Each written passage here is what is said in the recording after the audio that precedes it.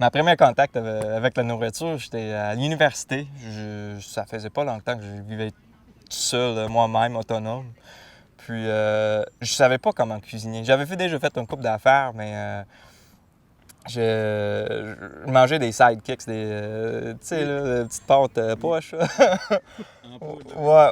Donc, je faisais ça, puis je suivis la recette à la lettre, puis ça a vraiment pas donné un bon résultat. Puis, en mangeant ça, je dis, il faut vraiment que j'apprenne à cuisiner.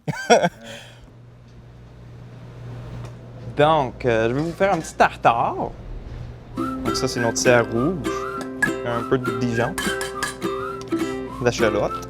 À la place des corps, je vais mettre des boutons de marguerite marinés. Le corps, c'est un bouton de capucine mariné. Là, c'est le bouton de marguerite. Donc, c'est un peu plus floral. Il y a d'autres arômes là-dedans. Donc, un petit peu de sel, du poivre. J'ai du vinaigre de vin rouge. C'est simple. C'est une salade. C'est une salade de viande. Puis plus que c'est simple, mieux c'est. Tu veux goûter de la viande. Là, on va rester dans le moutarde. Donc, j'ai une moutarde à l'Amérique Baumier. C'est des pleurotes marinées avec le fleur d'ail, des pousses de radis. Donc là, c'est une tuile de fromage de petit vieux. De petits croûtons parce que ça se mange bien avec les croûtons. Et c'est ça, un tartare de serre rouge de Saint-Étienne. C'est ça que je suggère avec nos tartares. Un IPA Wakatu Galaxy. Le bistrot, en partant, c'est un chalet de pêche de la famille Price, donc ça date de longtemps, de 1860 de bâtisse. C'est un centre culturel pour l'Anse-Saint-Jean. Mais le monde vient ici après avoir travaillé ou pour les vacances et rencontre du monde. C'est ici que le monde se rejoint, écouter la musique. Tous les samedis, on a des spectacles, donc on fait des découvertes de toutes sortes.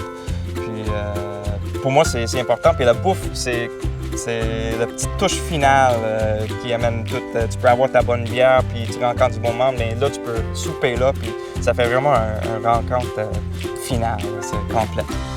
Moi, quand je fais de la cuisine, je cherche toujours les produits de la place. Ça change ma cuisine, ça amène une autre palette de saveurs. C'est boréal, il y a des produits sauvages, il y a l'Amérique Baumier, thé de Labrador, des arômes qu'on ne trouve pas ailleurs des fois. Je voulais vous présenter le Chasse-Pain.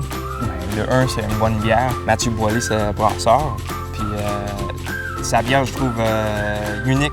Mais Mathieu, c'est un brasseur boréal. Salut Jason, tu me disais hier que tu avais besoin de bière au thé du Labrador pour ton gâteau de fromage. Ça, exactement. Et je t'en ai gardé une caisse. C'est la dernière de 42. Parfait. Je dirais la moitié des bières qu'on fabrique qui sont des bières inspirées là, de ce qui pousse autour de la brasserie. Là. Bien souvent, on fait juste aller se promener pour ramasser ce qu'on a besoin. Mais c'est ça, on a une bière au sapin, une bière à l'armoise, aussi une bière qui est pas mal notre gros vendeur actuellement, qui est la bière au thé du Labrador.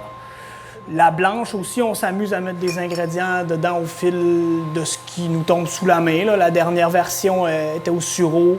On en a fait aussi aux framboises. C'est ça. Donc ça, c'est comme notre petite partie là, plus inspirée de la forêt boréale.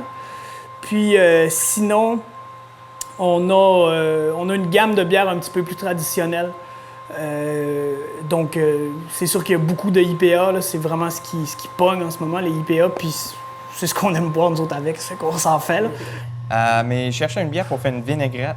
Donc, je sais pas si tu avais quelque chose à me suggérer. Quelque chose de léger, pas trop forte, pas trop amère, mais avec un arôme. Pas trop amère. Il y aurait la bière au sarrasin. Ah ouais, je pense que ça serait vraiment bien. Comme elle est un petit peu épicée, piment de la Jamaïque qui est là, mais qui ressort quand même pas trop. Le fait qu'on ait une petite capacité de production, ça nous permet d'avoir une production qui est extrêmement dynamique.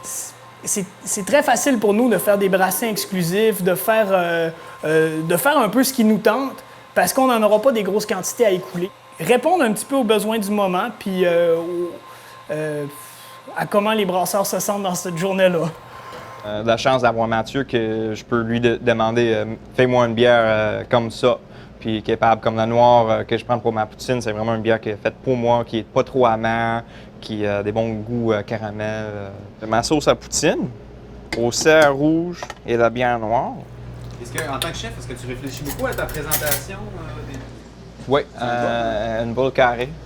Dans le carré. Faut bien que je mette ma touche anglaise. Poutine mais carré.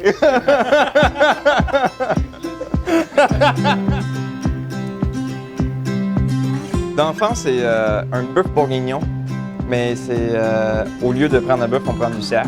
Puis au lieu de prendre du vin, on prend de la bière noire. D'avoir changé de place au Québec, de me promener au Québec, ça a changé ma cuisine aussi. J'ai découvert d'autres places puis d'autres produits. Chaque région a ses produits uniques. Ici, c'est plus de la terre, je trouve. Les champignons, la serre, c'est plus proche de la terre ici. C'est quoi le plaisir de faire quelque chose toi-même? C'est d'amener quelque chose de A à Z. Comme là, je prends l'agneau au complet, puis je découpe, puis je l'amène de l'agneau complet à tes raviolis sur ton assiette. Pour moi, cette transformation-là, c'est quelque chose qui me donne beaucoup de plaisir. Puis je mets beaucoup d'amour là-dedans, puis c'est ça qui sort à la fin, c'est l'énergie qu'on a mis dans ces affaires-là. Puis le monde écoute, puis ils sont contents. Puis pour moi, c'est vraiment ça, la cuisine.